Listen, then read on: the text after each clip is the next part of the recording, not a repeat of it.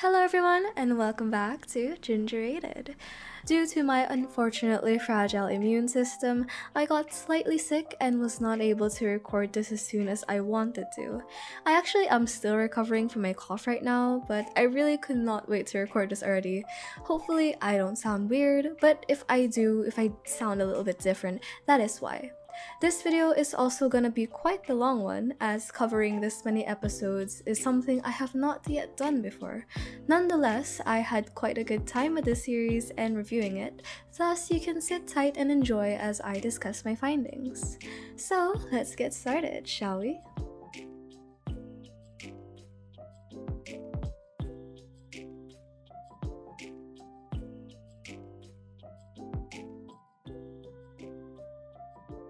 Royale Fairy Academy is quite the popular series in the gacha community. I personally didn't really keep up with it from its release until just recently when I decided that it did look pretty interesting to cover. From its good quality animation, voice acting, and entertaining content, I can't say it doesn't deserve to have its fanbase. It's very fun, and I definitely wouldn't call it overrated in terms of enjoyability, but there are still many things I would like to talk about regarding its writing and production. As it is an 8-episode series right now, we won't have time to properly go over everything I've noticed or nitpicked without having this video be 2 hours long. Like seriously, I had to be very decisive. Expect mentions on the more significant details only. With that said, if you feel I left something out in the episode by episode review, it had either been moved to be mentioned later or had been cut for time. Especially if you see me not commenting on some love triangle moments, like romance moments. Oh boy, I have a lot to say about that in the afterthoughts, so just sit tight and wait for it. Do comment to point left out things yourself if you'd like though. So without further ado, here we go.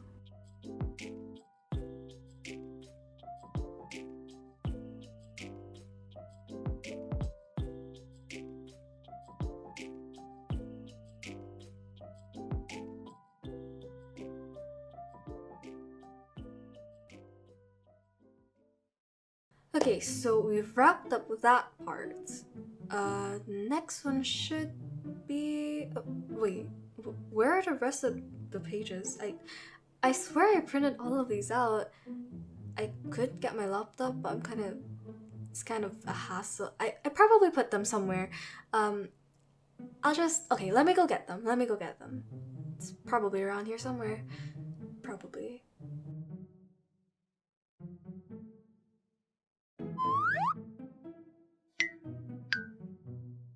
Hello guys, I'm Jess Gacha. You may know me from my series Order Up or just any other gacha animations I've made. I happened to find Ginger's script for her next video, so I thought, why not help her out with recording it? So this is what I have to do. I actually haven't done a review before, so I'm just gonna read off the script and agree. So without further ado, here we go. Just Gacha style. They say first impressions count, and indeed they do, especially when it comes to first episodes. Also, especially when it comes to introducing how significant a character is and what their impact on the main protagonist will be. The first episode is your introduction period. While not every character nor love interest is introduced right away, like in stories that are equally action plot driven as they are romantic plot driven, it is still the more common practice, and it is done here. Adrian shows up in front of Rosabella first, so we'll talk about them first. While this could have been a better execution, and banter here is a bit forced for my taste, you know, with the whole babysitter thing. To add to this bit that was not properly recorded, the scene is still definitely a more impactful and unique meet cute. It opens up for more active directions for conversations in the future, in which the interaction we see here is in fact referenced. This is good, as a memorable meeting for both the characters and the audience makes for a better on-screen relationship. Eric initially sees Rosabella in her encounter with Princess Pink. The red flag kinda just stood there watching Pink harass Rosa, and everything unfolding with a casual, nonchalant look. No offense, but not really manly material there. They didn't actually hold a proper conversation in this scene, and while they do have a better moment in episode 2, making them not have a significant screen time together in episode 1 is a choice. You'd expect that at the very least he'd apologize on Pink's behalf, so that he's more involved and can score a good love interest potential, but I guess we're not doing that. Speaking of a better moment in episode 2, I still have qualms about how it went, but that's for later. It's also where Ginger's bias against Eric starts showing up, if you can't already tell how much sass that was in that paragraph of the script alone. And to be honest, I can't really blame her. Princess Pink was also a big and very noticeable cliche in her scene here. This could have been written on purpose, but if so, it wasn't ironically written in the most efficient way. Let me explain. Doing things like writing characters or situations with irony takes some understanding on how to correctly execute it in a way that comes off intentionally unintentional. When you're being purposefully cliche with a character, like how this scene might have had intentions of, make it an obvious use of irony by having the story be self-aware about itself. A subversion of the audience expectations with this trope is going to be expected, and that's why purely adhering to the stereotype without changing anything about how it has generally been done creates a cheap experience. Generic with a twist should be the goal. Know in advance what the twist is or additional concept you're adding to the trope. It creates a funny or unique situational irony when you implement a kind of self-aware commentary. Saves you a handful of potentially cliche moments. The episode's a bit messy in terms of structure and beats. Like, personally, I saw a few weird cut placements and some parts not having a proper scene transitions, but in comparison with its genre, it's a good first episode, as things do happen after all.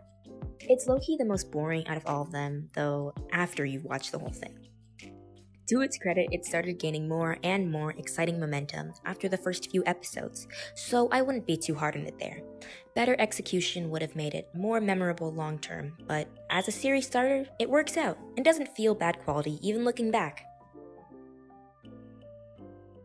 Now we're at episode 2, and at the second scene with Rosabella and Eric in it that you can properly call their first meeting, in my opinion, Ginger's opinion, it's a little weird.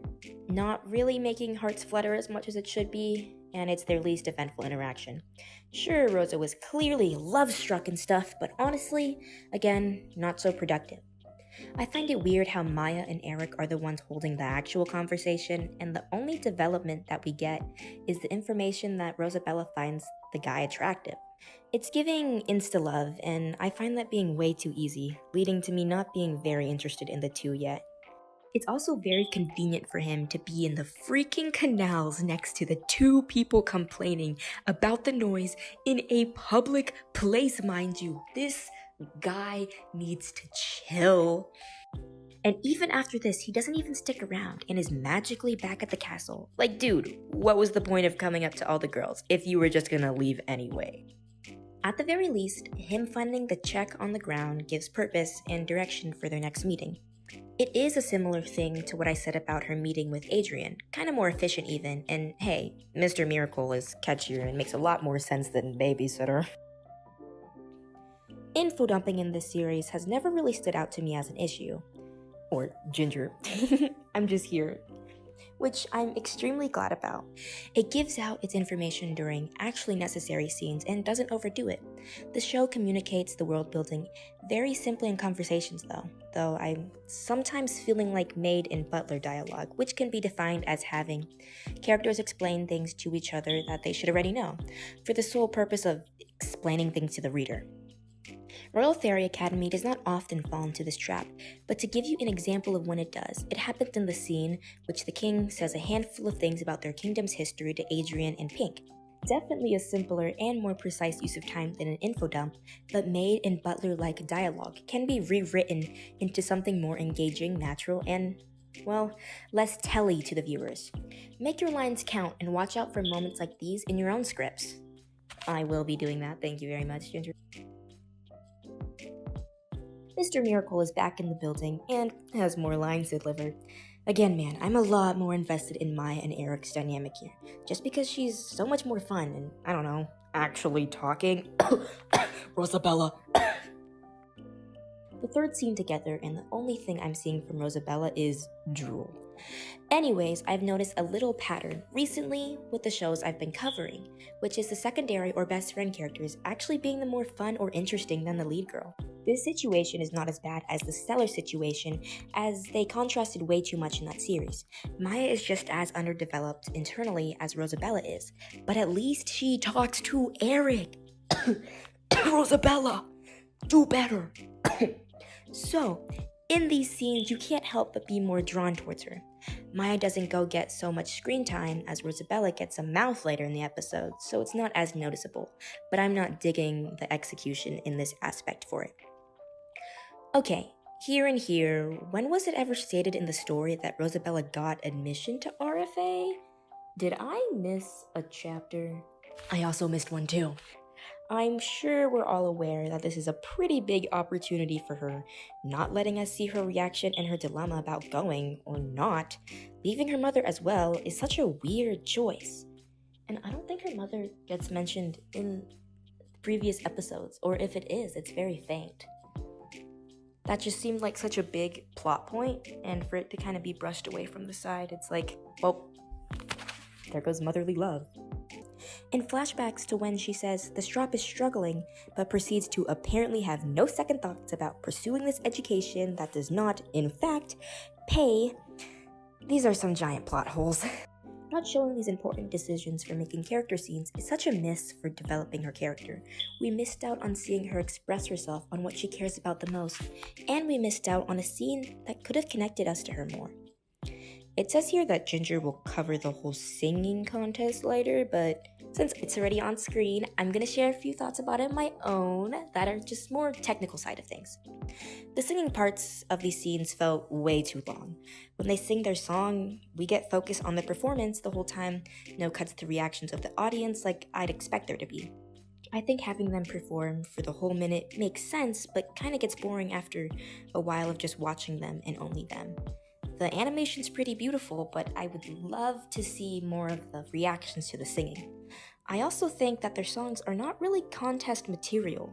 They aren't as powerful nor show much skills like the songs chosen in real competitions. Like seriously, someone played a saxophone. It's a singing competition. It's fun to watch. Music is really nice, but with better adjustments, it could have been meshed better. I feel kind of smart after reading all that, though my throat's kind of dry after 7 pages of this. Like, wow. But yeah, that's pretty much all it says for episode 2. On to Jess? What are you doing here? Why are you recording my script? Bye. Jess? Hey! If you wanted to come, you could have asked. We reviewed it together. You could record it with me. Would have saved me window replacement expenses too. Well, I guess that's less work for me. Episode 3? There's actually not much for me to say about episode 3, as some points of it overlap with episode 4's points. Here specifically is mostly character relationship development or filler, and I covered a character relationship development later on, so I guess I'll be nitpicking the filler for now. In the first part of this teamwork test thing, our protagonists are partnered up and doing their thing. Rosabella with Eric and Adrian with Emma. Later on, when they think to switch up the partners, Adrian quite casually chooses to partner up with Rosa. This caught me a little off guard, not in the sense of how plot would go, but more in how their relationships have been set up so far. Because sure, the scene now showcases the difference between Eric and Adrian when it comes to interacting with Rosa, which is a pretty good thing to kind of showcase. But in reality, wouldn't Adrian pick Eric if the question was better teamwork, since they've been, besties since birth? A lot of what bugs me in the sub-triangle, or at least which confuses me, is how casual Adrian is with a lot of things that he does for Rosa. Adrian doesn't even seem like he has intentions, so it's just a little off. Even in the second part, the whole catching her before she falls thing is played off as like romantic then a joke. So really, what is happening with these two? There's also more hinting about the whole magic bottle situation in this episode when Pink has this meal with her parents. It's more or less the last time we really hear of this magic bottle thing properly, which is a running theme for the show. This leads into my opinion of some setups here don't pay off soon enough, in a way that we kinda end up forgetting them. At least I kinda end up forgetting them. Not in a good, oh, we established this info and now we've come back to it like, haha, it's been right in front of us all along. And more like they just flashed us a flashback and moved on casually with no questions. I feel I usually ignore these weird occurrences as well because they really don't give any information other than she's constantly being haunted or followed by something. It's not the best way to do this, as setup should increase in sense and intensity as the story goes on, and not simply reduce to an increase in frequency. But more on that in the afterthoughts. With the whole shipping thing going on in the scene, it makes me realize Maya is the upgraded version of a classic BFF that's only there to ship the main character to the love interest stereotype. It's not her only personality, and she isn't extremely childish about it, thankfully. Though personally, it can feel too overused of a scene topic, so you have to be careful when doing something like this. I would also argue the gossip thread in this episode is too melodramatic and pretty filler. The effect it has on our characters is pretty minimal. Adrian didn't feel blushy and didn't seem interested, and Eric was only mildly involved in his little jealousy corner as always. This gossip arc won't contribute so much to the happenings in the future, so it would have been better if there was a little more of a lasting consequence. Also, the two main guys' attitudes to Rosa is the same as always, with the one that's kind of unbothered and the other one that's slowly turning possessive and emo. But more on that later. I also appreciate that they made Pink legitimate competition for the contest and not suck or only have mediocre capabilities. Makes her feel like an actual challenge for the main character, not super OP for the main character, and even though, Rosa will still probably win. But to me, the singing contest will especially lack impact in the later episodes, because I don't see it having much meaning to anyone. I mean, it kind of matters to Pink, Rosa, and Adrian, but at the same time, we can observe how it is not really intense enough to affect them all that much. In the beginning, we heard about some prize that Rosa really wanted, but by this point, she feels like she doesn't care about it that much anymore. And what even happened to Rosa thinking about the king's offer? That conflict just completely disappeared, and even as she continued to compete, the king did nothing about it. I don't think the contest is over even by episode 8, but by then, is singing really going to matter? We've progressed quite a lot, like when faced with perils like secret shadow people and weird magic shit going on. Will they even care about singing stuff or being an opening act to a concert anymore? Will that Dean J concert even happen? With this and the whole Adrian's Dean J thing being more a weird little quirk added just for the fun of it, rather than anything that would affect the plot in an impactful way, the maximum level of shock I'd expect from the characters to be by now would be like, whoa, he's a singer-songwriter dude, that's amazing, and whoa, Rosabella was the not your baby bitch, oh my gosh. That's basically it. That's all it's gonna do for the plot. It's gonna just be like sparkles. Wow, lovely. The peak payoff you could have gotten from putting this event in the story had expired 3 or 4 plot beats ago. I love singing contest tropes, but the execution of this one is sloppy, and I think it really would have been better and more effective to have wrapped up the contest sooner in the timeline. It definitely needed more thinking through. I don't know if there is a purpose for making it end later than I think it should have, but I guess we will see. Anyway, songs are fun, music is nice, so I don't blame them for having fun with this. Jumping into episode 5, we're going to start with a nitpick. Rosa barely really tells Maya anything and usually cuts her off at any tea. It's not giving bestie vibes, I'm not gonna lie to you, SMH. Honestly, the relationship here is mostly Maya reacting to and cheerleading Rosa's life. It feels very one-sided and like Rosa is kinda just tolerating her. I remember that one part where she almost turns down a date they've been planning for a while because she overslept, only going because Maya mentioned her celebrity crush. I mean, of course you can cancel plans sometimes, but this, combined with always dismissing her and barely asking about Maya's own life, is not giving. It's not super problematic, but it could be so much better. There's also too much melodrama in this gossip side plot once again. It was cute when it was simply between Rosa, Adrian, and Maya in their room, but also got a little awkward in what the gossiping people were suggesting. Not my cup of tea, but I could see how it'd be funny for others. Yet again, this plot does not really impact much into future. It kinda just mildly implicates Rose and Adrian more together, but that's all it really did aside its entertainment. So it's not my favorite use of time, but it's still funny, so it has a kind of purpose. This scene and exposition also feels like Same just forgot that Rosa didn't know Adrian was the prince for the longest time, so in the most half-assed reveal possible, this flashback was how she discovered this information. Maybe it wasn't half-assed, maybe it was planned, but it does feel anticlimactic, because you'd expect it to be important. It became like, it's how they met, it's how Rosa's impression of Adrian was, so you'd think that he'd explain it himself.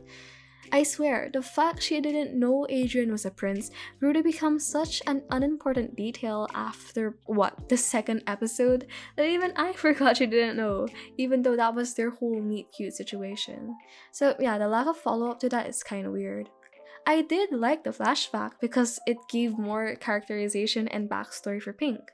The flashback for that reason makes sense to me, and I don't mind the scene being in the story.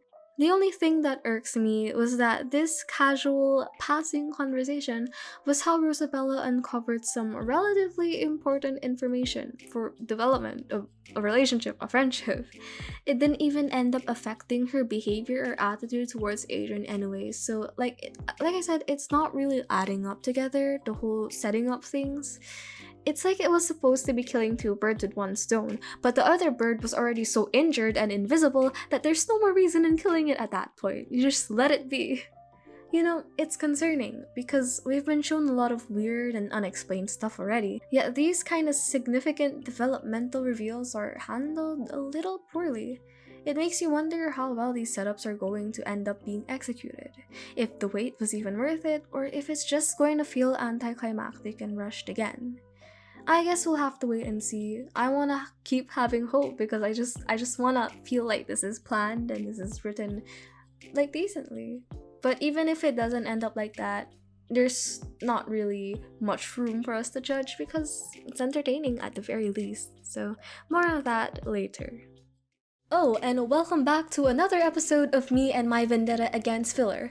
Imagine outlining your story and in the middle writing, "The gang chills in a cabin waiting for something, I guess, and enjoy the hot guy's love song to his not even girlfriend yet" scene, and going, "Oh yeah, that's gonna be super useful." I know, I sound strict, and like people can't have fun with their plot, but I can't help it, it's just so random. Like, how did this guy even find a guitar? Did he just bring it with him for the specific situation because he just knew? But for real, I'm just saying, you have limited time for each episode. You can make scenes count with the useful development while having fun. Like, it's not a pick and choose, it's a do both kind of thing. So stop stalling your plot, for fuck's sake. But I guess it's up to you. But I'd prefer if you didn't what I said. On to episode 6, and I'm not gonna even mention how this whole gala is filler once again. Instead, I'm going to focus on Rosa and Emma, where everyone's name's ending with an A, I just noticed that. But I'm gonna focus on them, right? So basically, there's this whole classic cute makeover scene going on between them here. Right from the start and for most of the show, Rosabella and Emma have just agreed to be pretty chill since they first met. But if you also notice, they didn't actually go through a strangers to good friends developmental transition, as they lack meaningful conversations about themselves and lack that kind of opening up to each other moments, if you get what I mean. Yeah, they did go through a lot of events with each other, like, oh, there's this, like, test thing, and then another test thing, and then traveling, I guess. So honestly, it's not their fault. They're just not written with a lot of identifying internal conflict, so there's not really a lot for them to talk about themselves. After episode 2, where they introduce themselves to each other, they interact like they've been acquainted for years, kind of. It's chill not to put any drama between them because I don't care about that drama. It's like these makeover bonding scenes are trying to create the bond between the two, but I don't think it's enough because they haven't actually talked about or gone through any serious things together on screen. They lack depth in a way that makes you feel the loyalty and trust have not been rightfully earned yet. Like, their friendship is not memorable, nor do they really need each other all that much. They are more so casual friends than a good duo, and I don't know if that was the point, or I don't know if you wanted to make them a iconic duo, but it would have been nice if their friendship had more personal touches to it. In general, I'd advise people to question their characters' friendships. They need a heartfelt connection and not make sure it's not a shallow one. I'm not saying that Emma and Rosa are shallow necessarily, but just make sure that yours are not shallow. Assess your friendships and dynamics to see if they really could stand together as that iconic duo that you want them to be. As an enjoyer of duet performance scenes and singing scenes in general, this scene is giving some cute kilig vibes. There are some sparks and it is cute, but I still find more chemistry between Rosabella and Adrian. And if this was a duet between those two, I'm sure everyone would agree that it would be more explosive. I don't know, I'm just telling. I'm just telling ya. And of course, since this is Rosa singing as her real self with the Noam voice, this is where the Rosa is Noam thing gets revealed to the characters. I find this scene kind of anticlimactic again when it comes to reveals, since it causes mostly no change in the main cast dynamic, like again. Remember when I said the contest only really mattered to Rosa, Adrian, and Pink? Yeah, it's weird that it was made that way considering after the reveal, Adrian still seems like he doesn't give a shit about being just a friend and just finds it a little shookening. Like, why do this if he's not the male lead? But I feel like he will be the male lead, but I'll talk about that later. Eric has no emotional investment in that contest, thus he has little to no reaction to Rose's identity.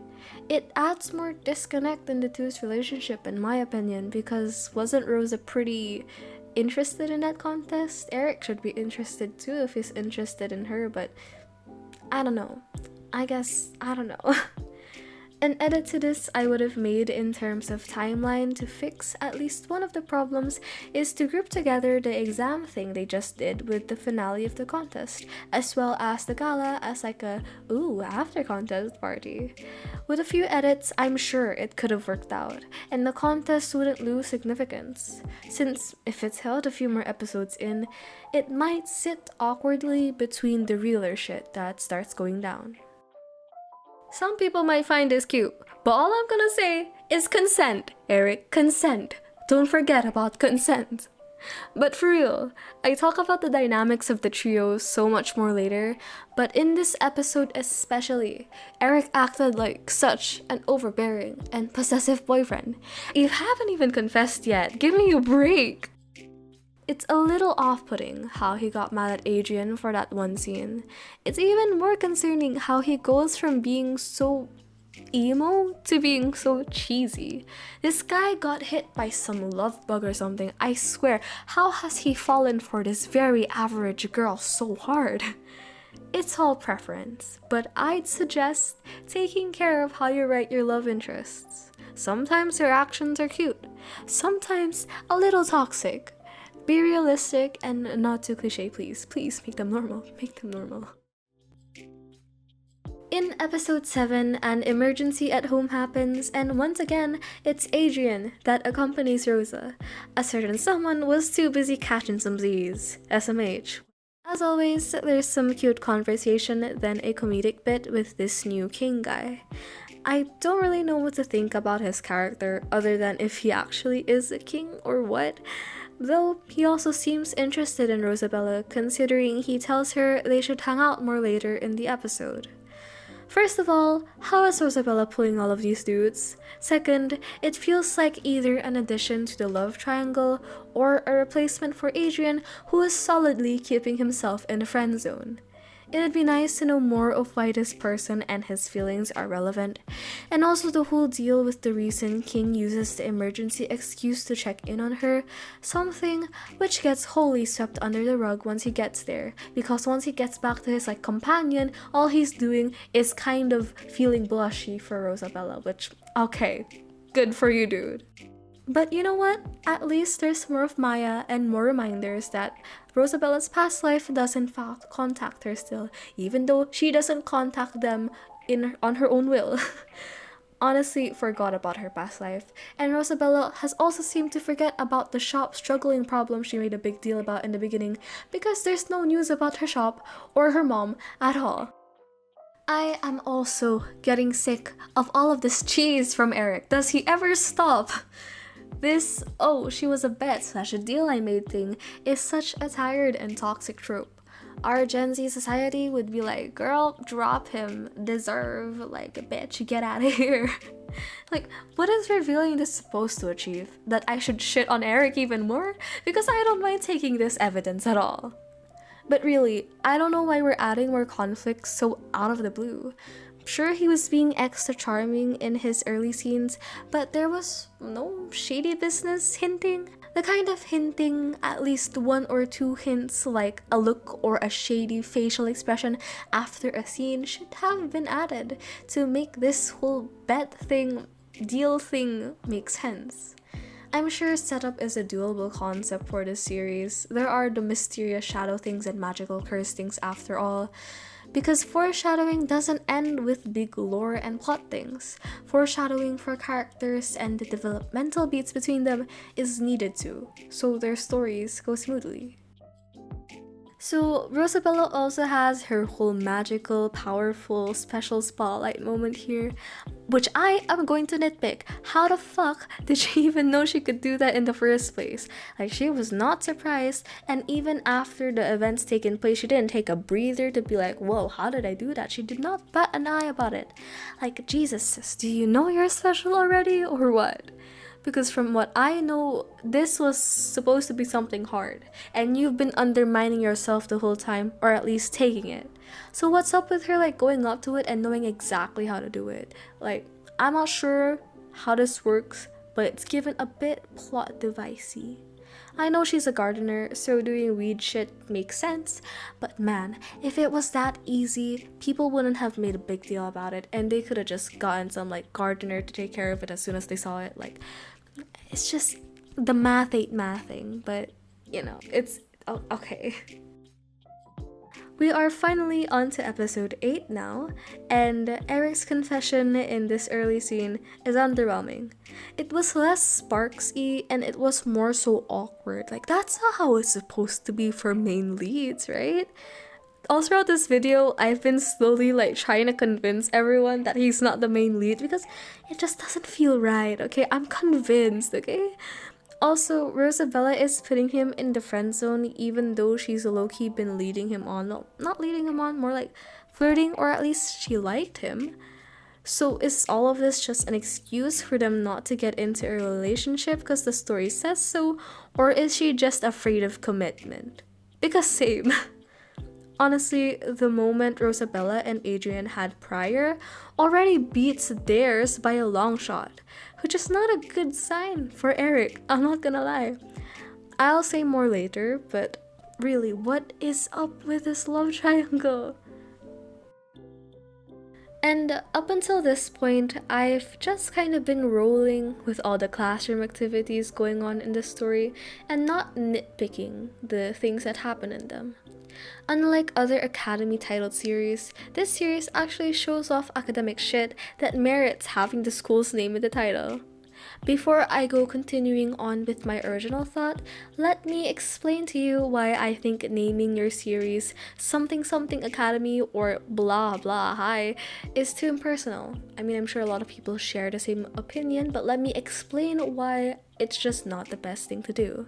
You're using the main setting of the story as the title, which is an accepted type of title, of course, but everyone who has made this their go-to title structure is missing the point of this type of title.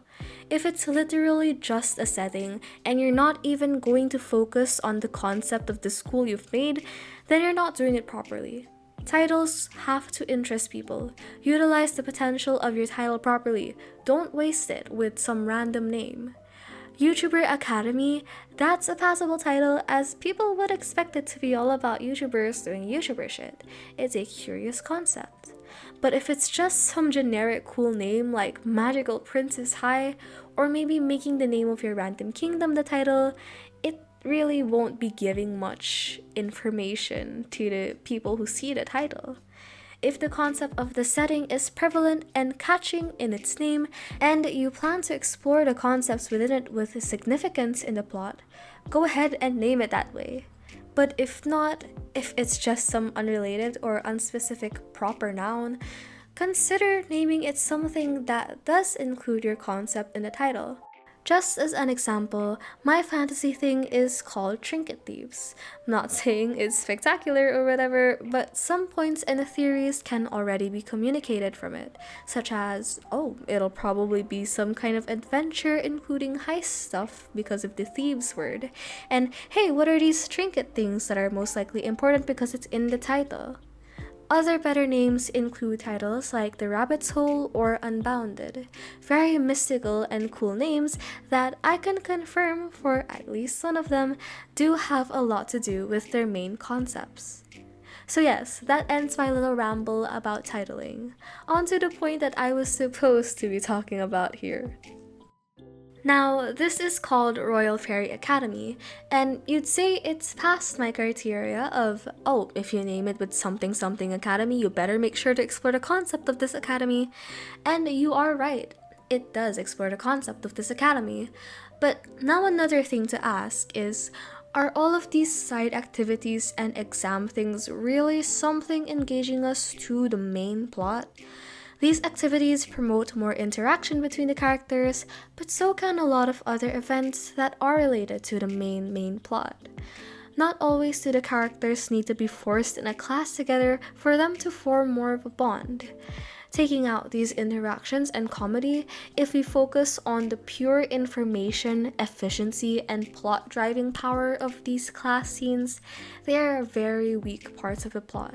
Of course, they're powerful parts for entertainment and bonding people to the characters, so it's not the worst thing ever. Okay, fine, I'll just say my problem with it outright. Of course, I think they're filler again, okay? Like, it's not very efficient. I'm just so strict with that. I'm sorry. 9 minutes of the class doing roleplay because apparently it'll teach them how to protect their kingdoms just does not sound productive to me. I'm sorry. It's very funny though, so, you know, there's value in that. And I won't lie, the first time I watched it, it was quite entertaining. But where are we going with this roleplay? Honestly, if you want them to be in class and do goofy stuff for the fun of it, go right ahead. I won't stop you, even though my dislike for school settings rivals my strictness for filler scenes. Just try writing more into them. That'll give us more to work with. I don't mean those small little bits and pieces of setup like that book with the weird spell in it moment or even more shadow people. Keep those if you want, I guess. I mean, making these scenes have more causality on one another and have more overall impact on the plot. I'm not sure where I've talked about causality before. I'm sure I have in a video, and if I remember where I did, I will show it up on screen. But causality is very important to just have everything feel more connected. Remember, when it comes to scenes, as always, say it with me now, make it useful. Or purposeful, whichever is catchier. And also remember that these tips are only for those who want a more solid or flawless type of plot. If you just want to have fun, that is totally up to you. It's respectable. It's a good series, okay? It's a good series, I'm just saying. Don't cancel me. Oh, and once again, it's a big turnoff to see Eric being so overbearing in this episode. He always just gets over emotional and overprotective. To be fair, me and Jess found it very funny, especially with all that was happening at the end since his facial expressions were just amazing. He was devastated, the poor guy. But yeah, I don't know what his deal is. To me, he's getting more and more emo as episodes go by. So hopefully he can fix his heart troubles and his getting struck by some crush-inducing lightning wears off soon. And since this was the last episode, please, I hope that we start focusing on more plot relevant stuff in the next episode. I have a feeling it could be something related to the singing contest, but I swear to fuck, if we ignore this cool Magical Diaries contents just to get more masked singer, class role plays, and over assertive friend zoned emo kid, I am going to lose my shit.